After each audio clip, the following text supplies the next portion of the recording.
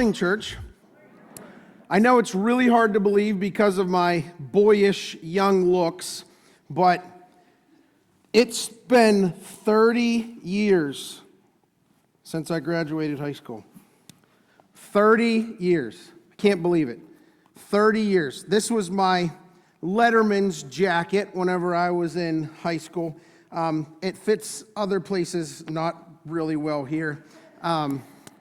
But when I was in high school, this jacket was kind of I would say a status symbol for me. And now anymore, you barely even see young people wearing these. It's almost like they don't wear them very often. I know I see some every once in a while, but they're not something that kids even today wear that often. But for me, this symbol and these pins that were on my letterman's jacket kind of meant everything to me. When I was in high school, I played 4 sports: football, soccer, wrestling, and baseball.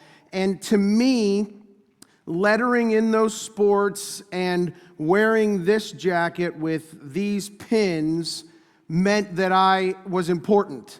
For me, it meant that I was somebody, that I was someone that people would walk past and they would catch their eye to these pins and maybe they would think, wow, he must be a really great athlete, or he must have really accomplished a lot because of all of those pins. And what I wanted more than anything else was for people to look at me with kind of high esteem, that they would think that I was great, that I was this great athlete, and that I was really what mattered in life.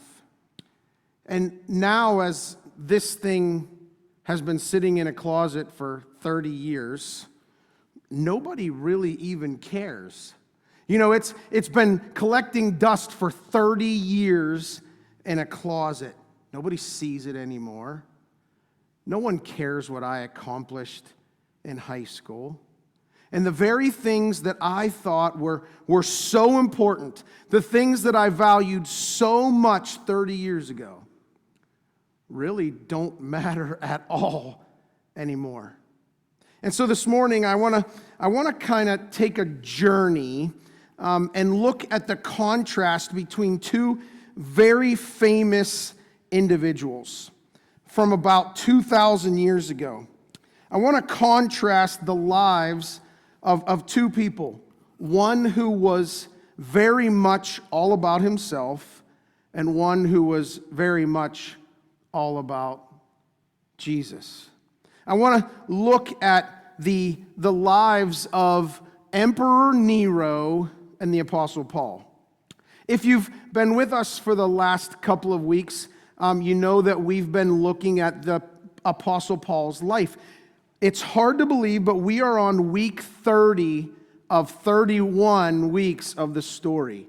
It's been quite a journey, and I'm so grateful that I've been able to share this journey with you. It's been transformational for so many people. We've heard incredible stories about people that have read more of their Bible than they have in their whole life. And so congratulations. That's wonderful. That's so exciting that you have been spending these last 8 months studying Scripture that maybe you really never looked at before. Maybe you never spent time with before. And I have to tell you how blessed I am and to have been through this journey with you.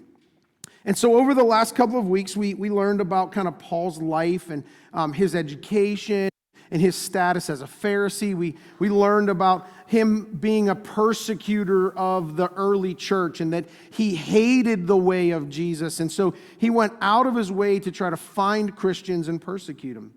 And then we learned about his dramatic transformation on the road to Damascus. We learned about his early life and the trials and tribulations that he had to endure as a missionary, where he traveled all over the regions of the Roman Empire. You see, Paul had 3 significant missionary journeys where he traveled either by foot or by water an estimated 10,000 miles.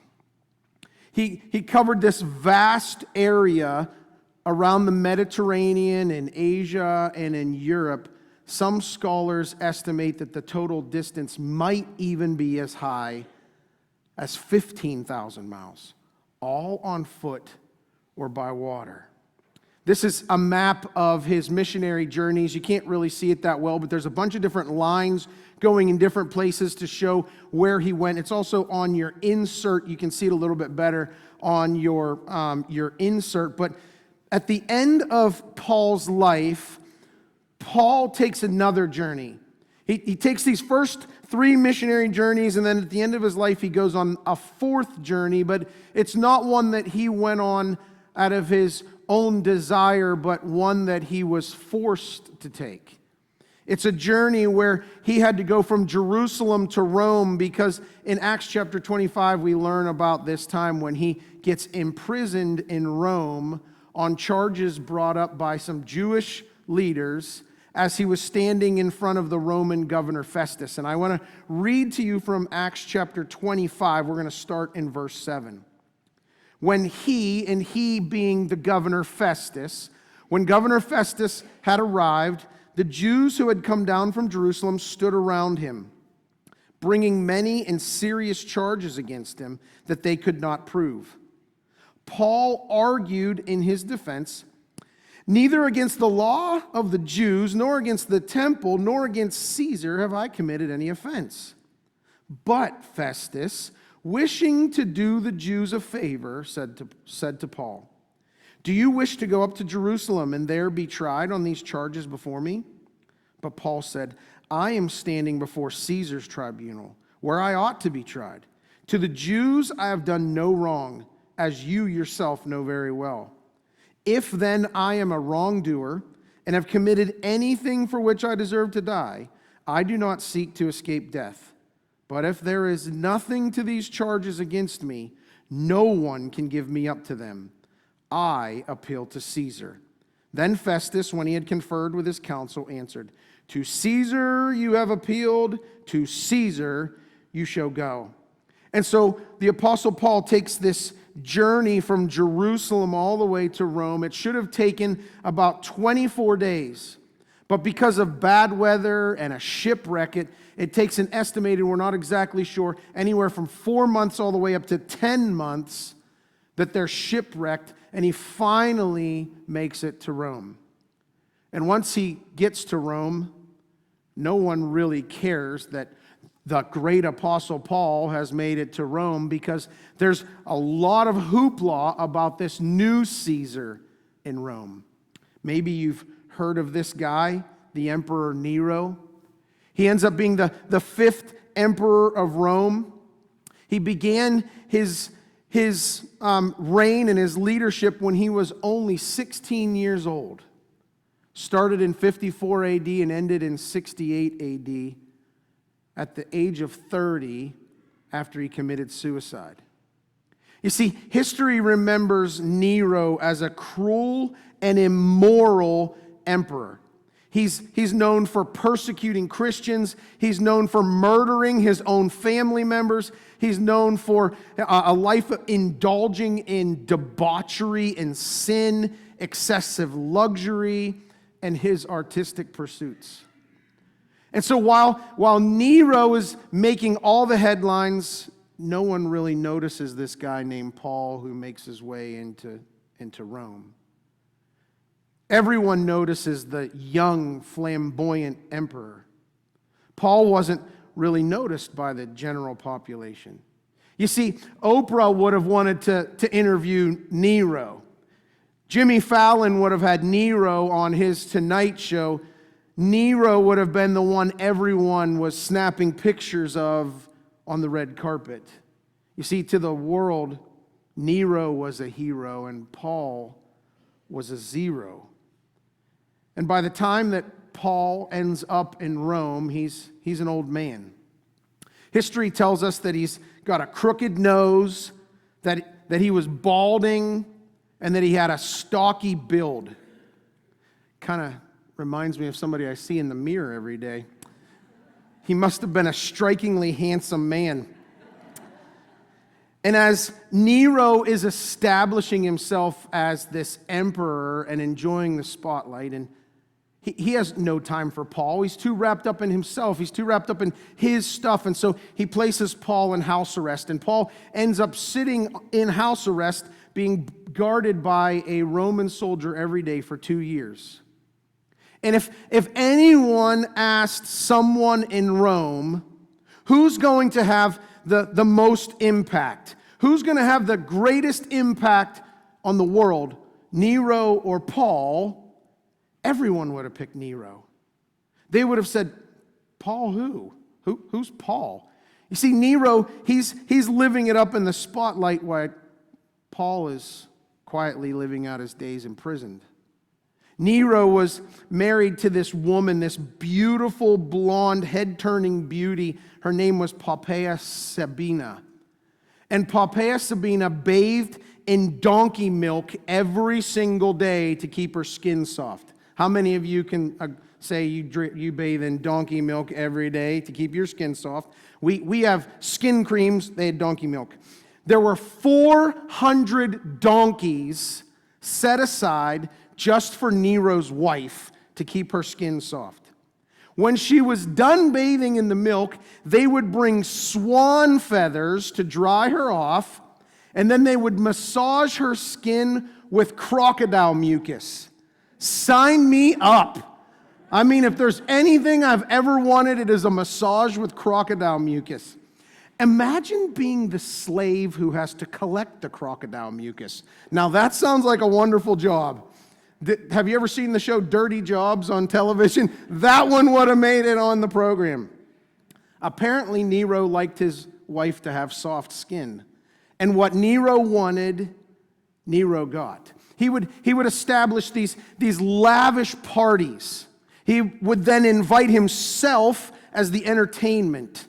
He believed that he was this great entertainer, and so he would set up these huge parties. He would have all these people show up, and then he would come out, and he would perform all kinds of acts, and he would try to entertain everybody.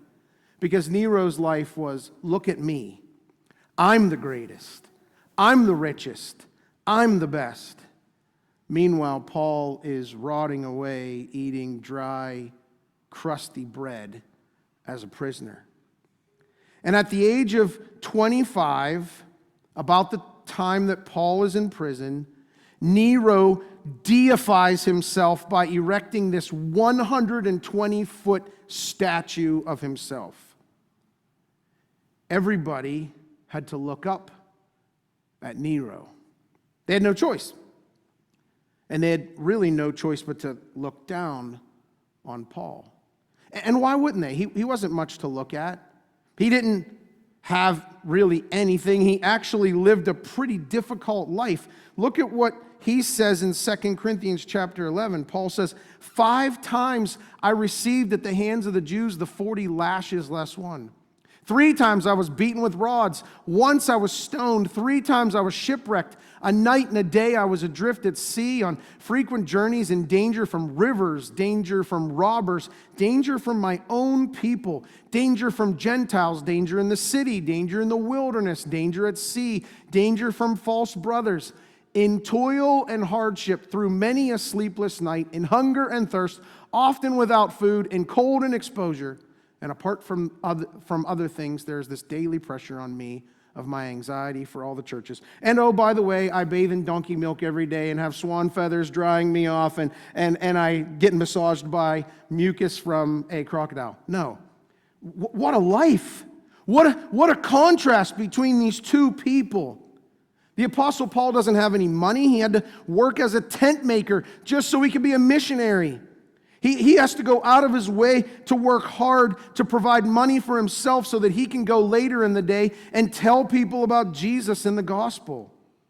When Paul wasn't making tents or preaching or traveling, he was writing. Paul wrote as he traveled and as he sat in prison, and we treasure his words to this day. You see, the Apostle Paul wrote to the Roman church. He wrote to the Galatian church, the Ephesian church, the Corinthian church, the Thessalonian church, the Colossian church. He also wrote letters, personal pastoral letters, to Titus and Philemon and Timothy.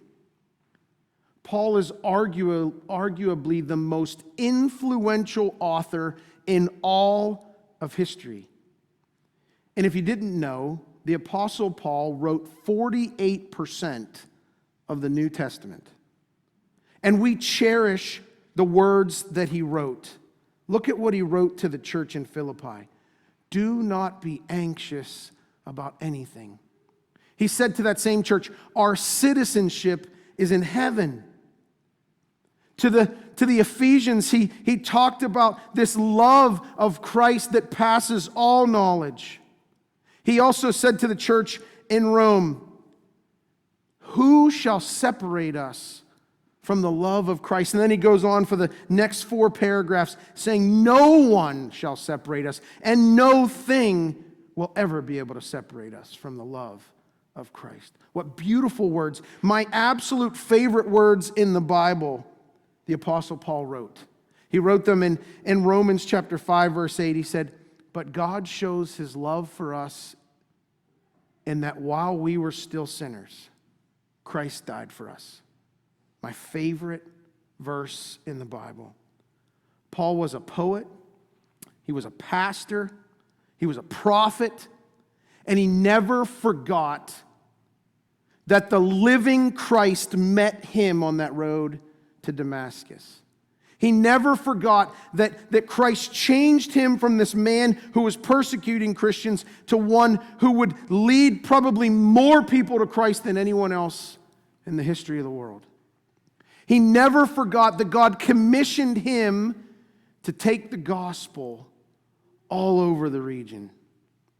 One moment, Paul was there to hold your hand in compassion and empathy. And the next, he was there to slap you silly about where you had gotten off track. He was gentle one moment, yet harsh in the next. Because he knew how to get people to hear and understand where God was calling them.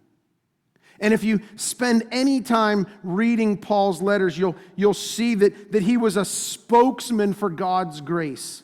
In fact, if you go through 48% of the Bible, you're going to see the word grace written over and over and over and over again because he was a messenger of God's grace. He knew what it took to change his life and to transform his life, and so he shared that grace with people all over that region. Listen to these words from Ephesians chapter 2, verses 8 and 9. Paul says, "For by grace you have been saved through faith. And this is not your own doing, it is the gift of God, not as a result of works, so that no one can boast." You see, Paul reminds us that we can earn salvation no more than we can earn a mother's love. Grace is what turned Paul's world upside down, or right side up, as it were. When Paul discovered grace, he hit the road and he never looked back. And so here we have this incredible contrast of characters. One guy who's promoting himself and erecting this 120-foot statue of himself, and another who is writing letters to churches while awaiting his imminent execution. You see, Paul suffered immensely, yet Nero had everything at his fingertips. Paul traveled thousands of miles and shared the gospel with hundreds of thousands, if not millions of individuals across various cities and regions. Nero had a kingdom handed to him as a teenager and made his life all about himself. Paul wrote these letters to encourage, to influence, also to rebuke and correct and instruct believers. Nero did whatever he wanted and eliminated anybody who got in the way.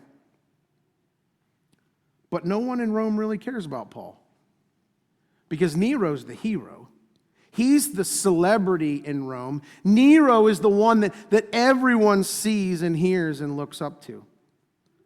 But despite all of this, almost 2,000 years later, what are they remembered for?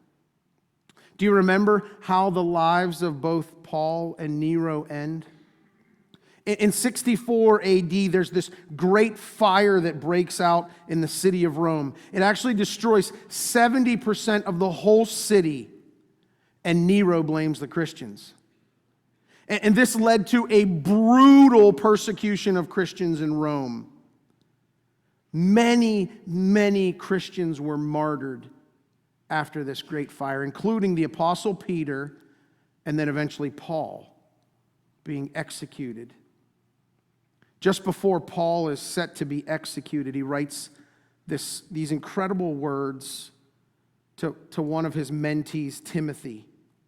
In 2 Timothy chapter 4, verses 6 to 8, Paul says, "For I am already being poured out as a drink offering, and the time of my departure has come. I have fought the good fight. I have finished the race. I have kept the faith. Henceforth there is laid up for me the crown of righteousness, which the Lord, the righteous judge, will award to me on that day, and not only to me, but also to all who have loved his appearing."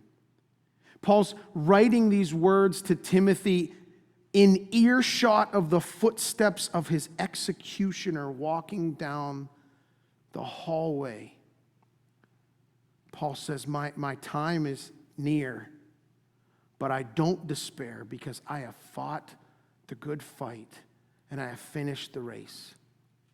You see, Paul's new life began on this Damascus road, but ends up on a chopping block in a prison cell in Rome. I don't think it would have made headlines in Rome. Maybe only a few people would have really even noticed, because Nero's the celebrity, not Paul.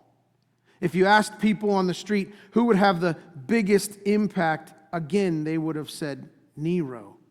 No one would have thought that this short, bald, stocky-looking preacher would have an impact on the world that far surpassed Nero. 4 years after the death of Paul, Nero is lonely and paranoid.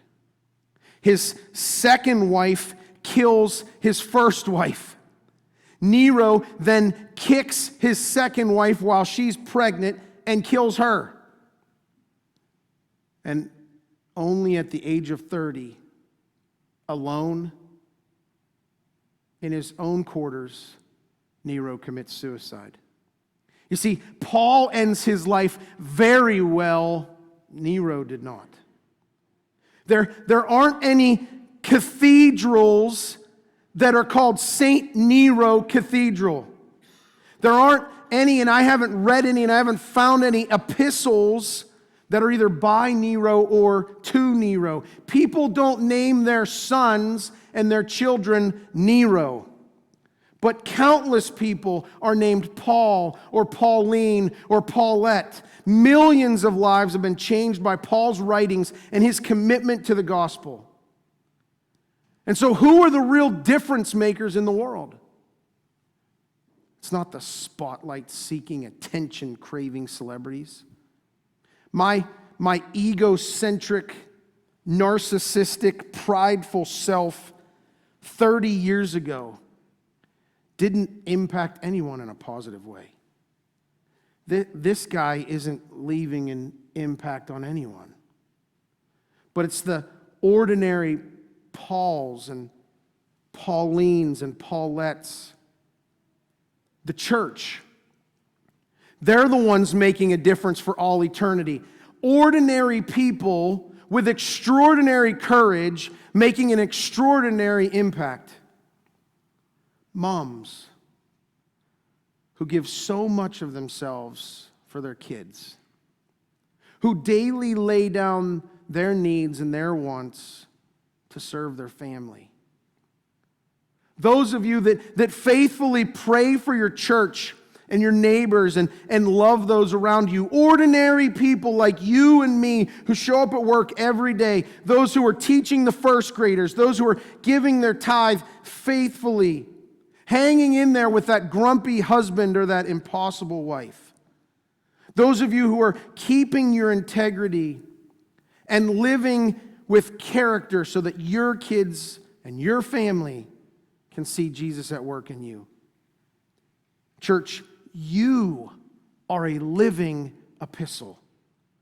You are a story of God's grace.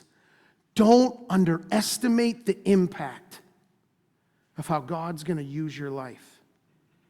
When you read the papers and you stand in the checkout line at Walmart and you read the magazine titles, and when you watch television and you see the red carpet walks, you see a lot of Neros. And sure, 30 years ago, I thought that this jacket and these pins meant everything. But this jacket and these pins, they don't amount to a hill of beans in eternity.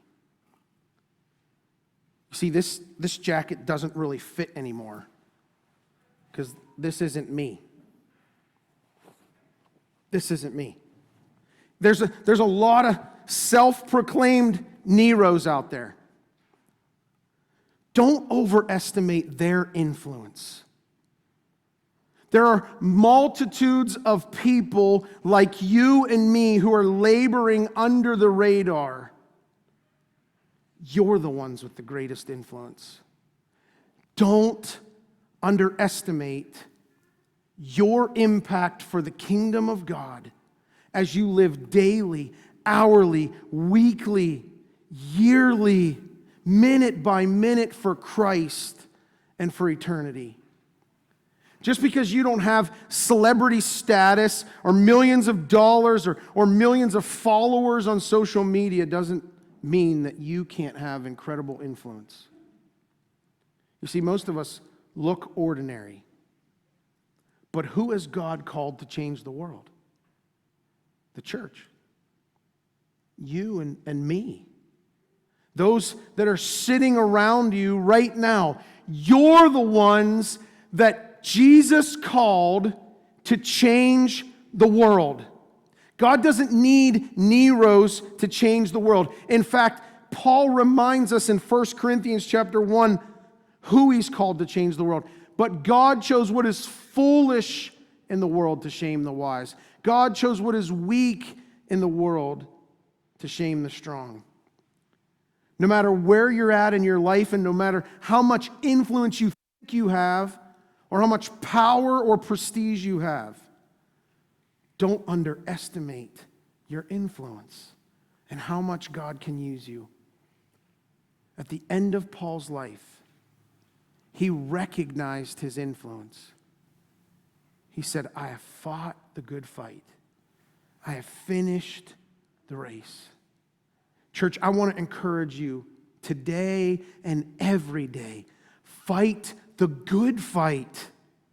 Don't be so concerned and worked up about what everyone else is doing. Don't get so caught up in trying to be an influencer like the world is. You influence the way God has called you to influence, and you finish the race that God has set before you.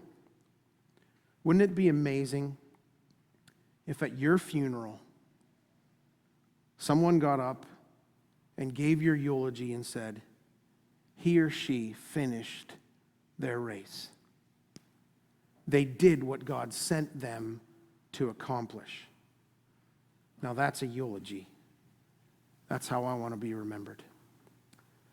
God, as we finish this 30th week in the story, we're challenged by Paul's life. We're challenged because it's so different from what we see in our world. What we see is that we have to try to establish ourselves. We have to put ourselves out there. We have to make a name for ourselves. We have to promote ourselves and try to be great. Yet, God, our lives really are about to promote your greatness.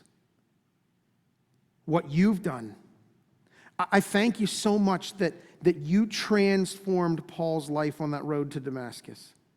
That everything changed when he encountered your grace. And God, I pray that our lives would constantly look back to that moment where your grace impacted us. And that we would live to share that grace with others.